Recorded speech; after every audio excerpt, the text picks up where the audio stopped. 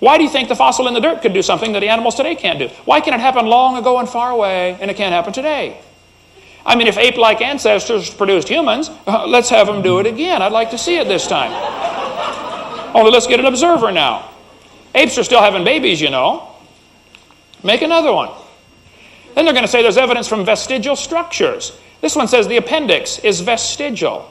The word vestigial means you don't need it anymore. Well, that's just simply baloney. You do need your appendix, okay? The appendix is part of the immune system. And people that have their appendix taken out are much more susceptible to all sorts of diseases. There's all sorts of research on that in the last 10 years. There aren't any vestigial structures. This one says the whale used to walk around. Here's typical stuff the kids are exposed to. Look at the whale's vestigial pelvis. That's what it says in the textbook.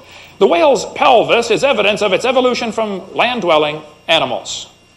Four-legged land-dwelling animals. Well, just hold on a second. Those bones right there in the abdomen of the whale are anchor points that muscles attach to. And without those muscles and those bones, the whales cannot reproduce. That has nothing to do with walking on land. It has to do with getting more baby whales. And the author that wrote that is either ignorant of his whale anatomy and should not be writing about it, or he's a liar trying to push some kind of theory off on these kids. Is that your best evidence for evolution, a vestigial structure? This one says humans have a tailbone that is of no apparent use. Well, my wife broke hers 3.5 months ago, and she's in excruciating pain tonight, 3.5 months later. Trust me, you need your tailbone. I was in a debate in North Alabama with the president of the North Alabama Atheist Association. He got up in front of God and everybody and said, folks, we got proof for evolution. The human tailbone, you no longer need it. I said, Mr. Patterson, I taught biology and anatomy. I happen to know there are 9 little muscles that attach to the tailbone, without which you cannot perform some very valuable functions. I won't tell you what they all are, but trust me, you need those muscles. I said, however, Mr. Patterson, if you believe the tailbone is vestigial, I will pay to have yours removed. Bend over.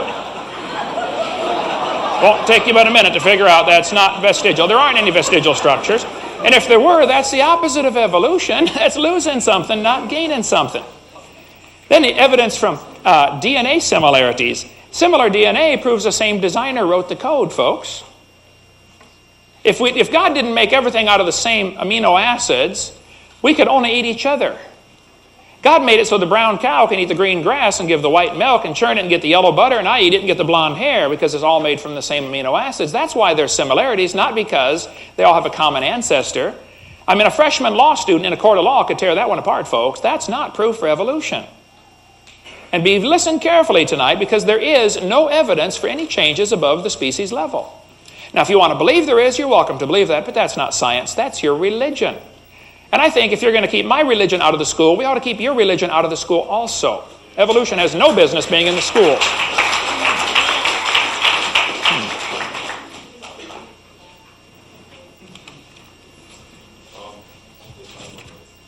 Oh. 5. I have just begun.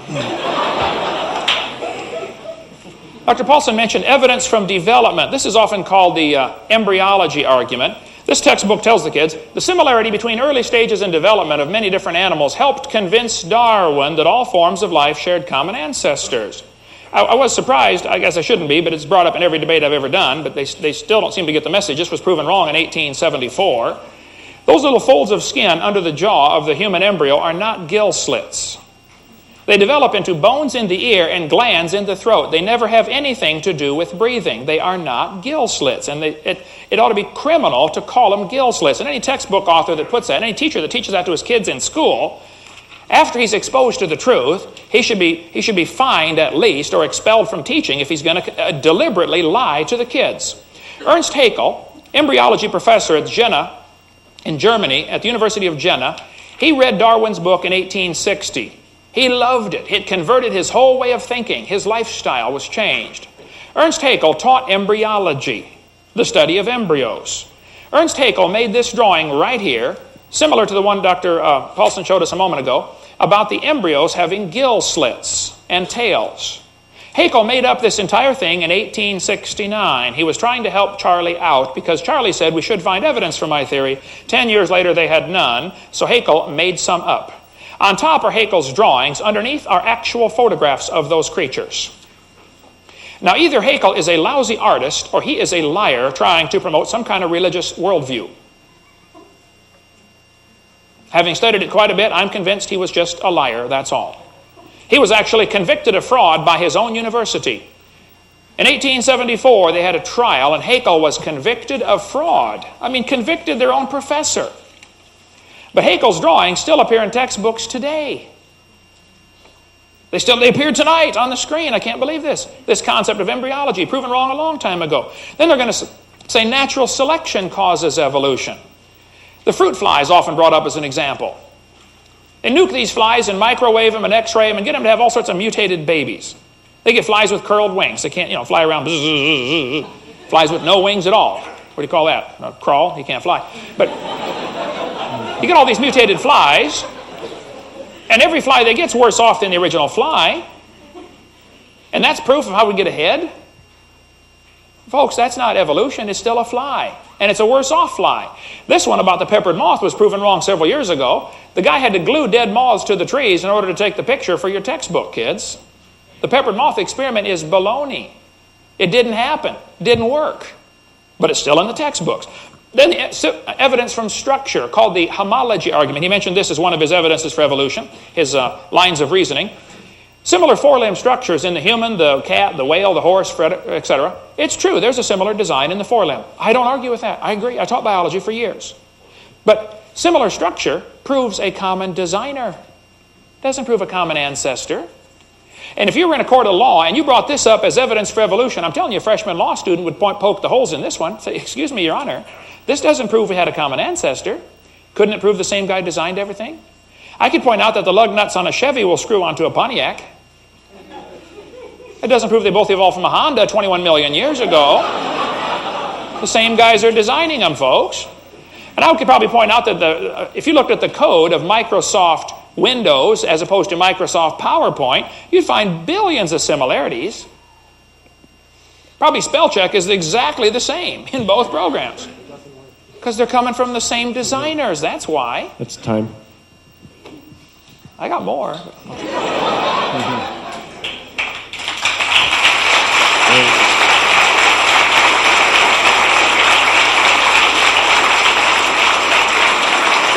Thank you. Please, Dr. Paulson can begin.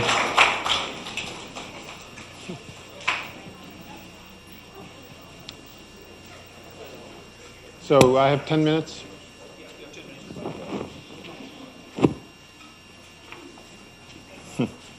Okay. Well, you can probably tell that Dr. Hovind's given his presentation hundreds of times, thousands of times. Is this still on? And this is the first time I've spoken publicly about evolution. But, so he's got some good jokes. But unfortunately in science, truth is not determined by who can tell the best jokes. So we have to look at evidence. Dr. Hovind has, to be quite frank, he's made a lot of false and misleading statements. And I would like to be able to rebut them all, but I don't think I can do it in 10 minutes. I couldn't even write them down as fast as he was saying them. I told you at the beginning that my goal for tonight was to teach you something about science. And I think I can claim to have some experience to do this because I've been doing research for 28 years almost. And probably the most important lesson, which I hope I've impressed upon you, is that science is not just a body of knowledge, it's a method. It's a process, the scientific method. And I told you about forming hypotheses, testing them, and so forth.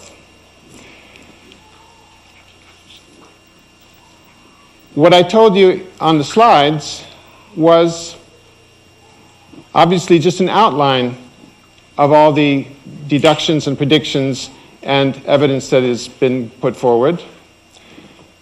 Dr. Hovind will cite one small piece of evidence and say, this is all they got.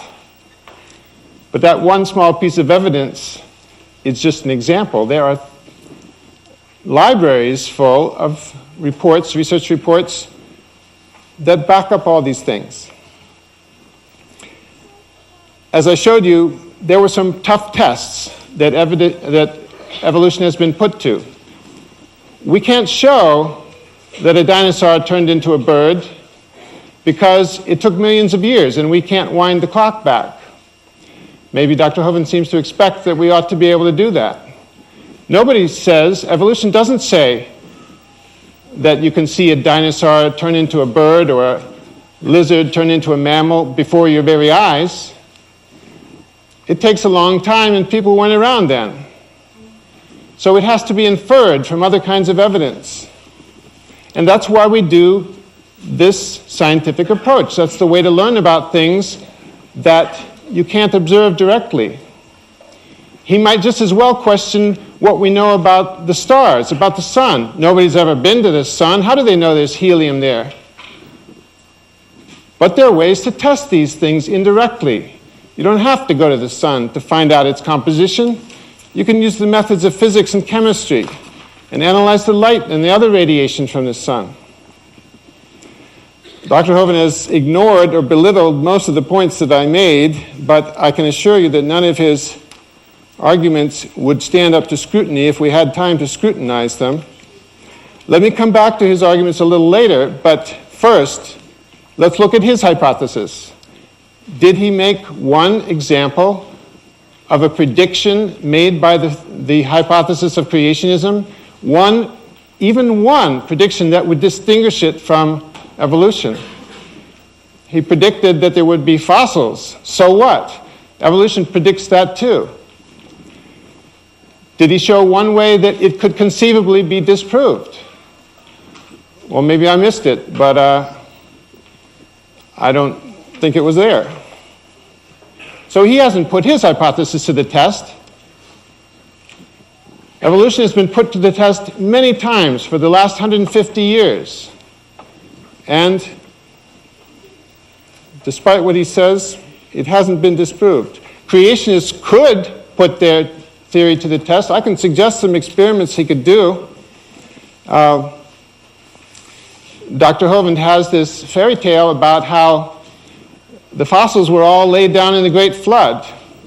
Of course, he never comes up with any explanation of where all the water came from, where it went, where all the mud came from, how it turned into rock instantaneously, how the intrusions of granite into the sedimentary rocks formed instantaneously. There's so much granite around the world. We know that granite forms at 1,000 degrees Celsius. That's when it solidifies.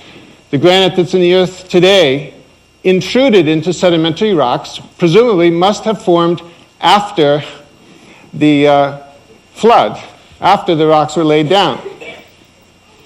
You can calculate that all the heat in those granite rocks would have been so much, all the heat released by cooling those rocks would have been so much that the oceans would have been boiling.